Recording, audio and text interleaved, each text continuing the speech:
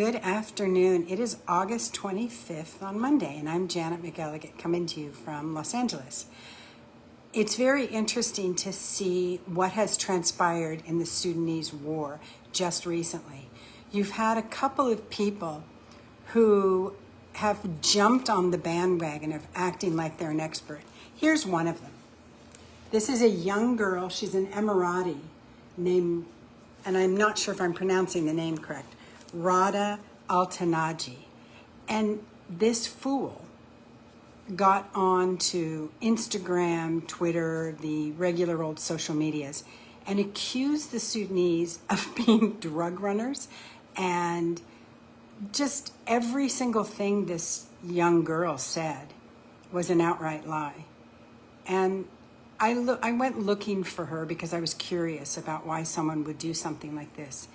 And she has about 2,000 followers, and I think she was hoping to become famous and an influencer by jumping on the bandwagon. And she talks about the diplomacy of a smile and how she's a seeker of truth. Well, listen, sweetheart, I have a little truth for you. What you did was inflammatory and slander. And if the Sudanese government wants to sue you or make your life miserable, they have all the evidence they need to do it. Because spreading absolute lies, you are not an expert that I could find on any way, shape, or form about the status of women in Sudan. I don't think you understand that when I first went to Sudan in 1996, I was hired to be an advisor to the Sudanese. I'm female. At the time, I think there were 2 Sudanese women who were Supreme Court justices. I don't see that in the Emirates. I'm not an expert in the Emirates in any way. But in 1996, the Sudanese were in the forefront of women's rights in that way. They also had a very strong organization in the parliament. And if you wanted something done in the Sudanese parliament, you went to the women. And one of my friends, Afakh Ahmed Abdurrahman, introduced birth control in the parliament. So, first of all, you don't have any of your facts straight, except the fact that you are a liar. And maybe the other person who you should meet, who is Sudanese, is Yasser Arman. Yasser just played too many cards.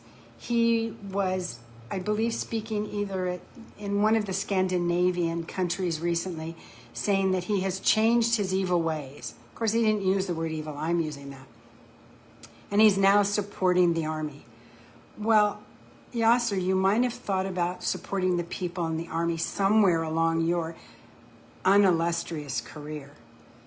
Because everyone that I know, and I know a lot of people in this country and in your country, and you're South Sudanese now as I understand it, because you fought against the government in Khartoum during the comprehensive peace agreements during that war.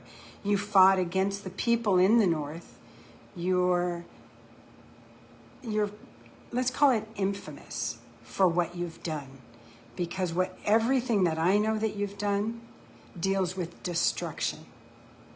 Maybe you should call Rada Altanaji, or however you say her name, because you two are 2 peas in a pod and should get together.